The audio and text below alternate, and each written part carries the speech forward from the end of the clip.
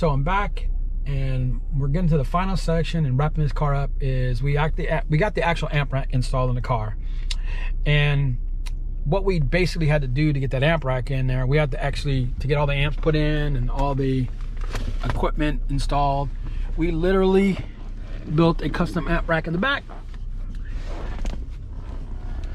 with your JL 600.1 there, your Vxi 400.4 there, and the other Vxi 4.4. Then we had to use the JL Hub to link all 3 amps together, and your Zen module. Your Zen module, basically, we're using the analog out to run into the Vxi 400 on the front, and then we took the pre-out from that amplifier and ran it into the A channel of that amplifier, which allowed us to do tweeter and mid. Obviously the mid's not in there right now, and that output to the front of that amplifier, which ran the mid bass in the doors.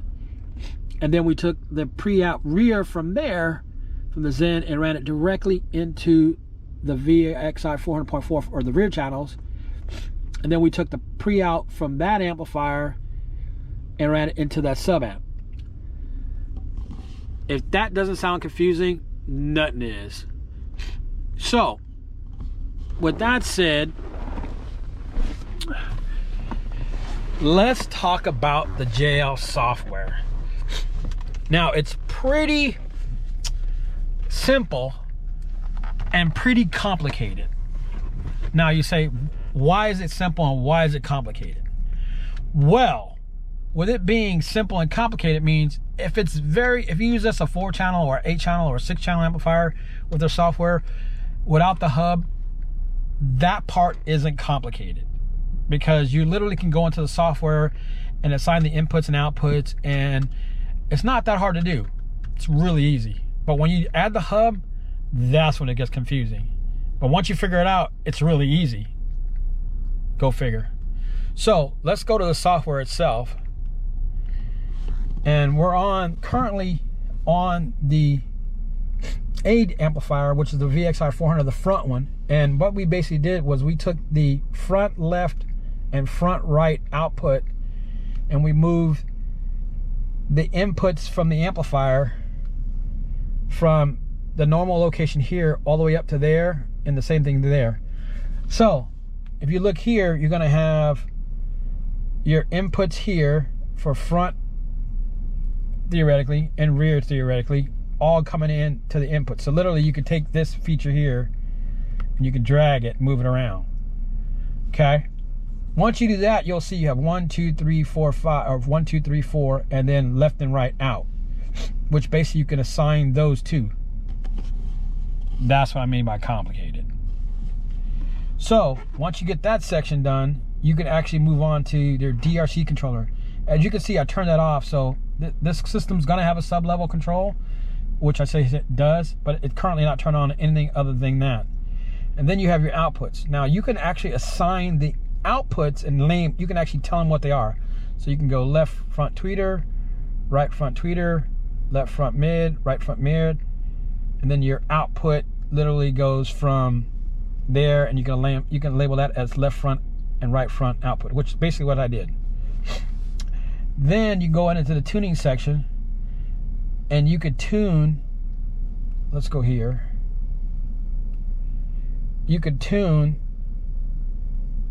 the output section.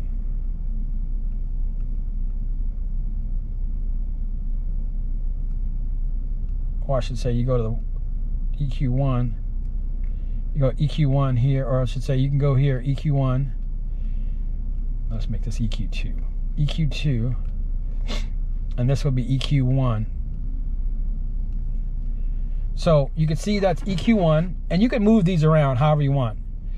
So let's start off on the left. So your left is frequency, so you get to select whatever frequency you want to physically control.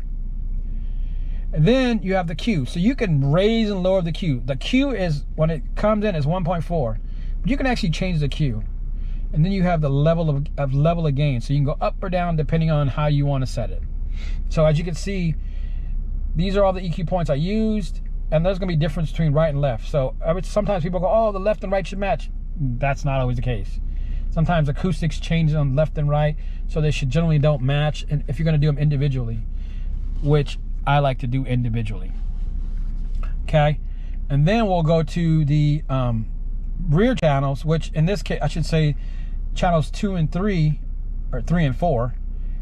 And as you can see, we didn't do anything with 3 and 4 on the EQ side because we don't have the mid in. Literally only using the front part of the amplifier until we get the mids in and readjust everything and go through the setup. Now here's where the tricky part is. You go to the network tab, which is located here, and it gives you every amplifier that you have in line in the system, in the network. So it gives you the amplifier, the model, and the serial number, how many presets you have set up, and you can actually mute all the channels here and here and here. You can mute whatever channels you want. If you want to switch between one amplifier and another amplifier, you click here, and then it switches to that amplifier. So if you go back to network, you'll see you're on that amplifier. Now in this case, I labeled it front left and front right inputs, rear left and rear right inputs, and I basically made the output for the sub tied into the front. So if he fades to the front, it's always gonna have the sub. If he fades to the rear, it's not gonna have a sub. So you can assign the inputs here, which I basically didn't change anything in the car. And then I assigned the outputs. I actually told it what it was physically. That's it. I didn't mention over here, but this is your sub-level adjustment because I'm using a DRC. And what I did was I took the output and labeled it here and changed the DRC. And then of course I labeled the outputs. And on this side you can mute everything. So when you're adjusting the switching labels or anything like that, it will mute the audio. Kind of crazy, but it's kind of cool. Okay, so you don't blow up anything. But if you do it a lot, if you do a lot of equalization and stuff like that, you're probably used to doing it, but you know, it could be a pain or it could be awesome depending on how you look at it. But it's pretty nice. So with this section, you can actually go over here to what you can see here, and you can go, you can see both EQs. So the EQs are a little different on both sides. This EQ setup is the exact same in the front and rear. The only difference really when it comes down to it is the output section. So if I want to go to pre-out EQ left and pre-out EQ right, I can do that. So you can see everything on the system itself. So when I say it can be complicated or it can be easy, it all comes down to just your knowledge of actual DSP software. This one here, for the novice, if you're not getting in network mode, it's not gonna be too tricky. I mean, it's really easy. But when you start getting in network mode, it takes a little bit of time to understand the amplifier and how the software works, which took me about 2-3 hours to kind of make my way through it because I've done all the Helix and Audison and audio control. So with that said, it's really a fun EQ DSP for the experienced DSP operator. For the novice, it can be a challenge, but it's not impossible. So if you're considering a JL amplifier that has a built-in DSP, it's not a bad choice, you know. And I always recommend kind of going to somebody who really knows what they're doing. But you know, if you really want to play with it, go for it. But that's my judgment on the, I wouldn't say judgment, but my opinion on the actual JL VXi software and amplifiers. When it gets to it, they're actually pretty decent. They're not horrible. They're not super great. But what DSP amplifier is? So if you like the software, I mean, I should say if you like the content, please like, subscribe, and we'll catch you on the next build. There's always another build, whether it's DSP or just a regular install. Peace.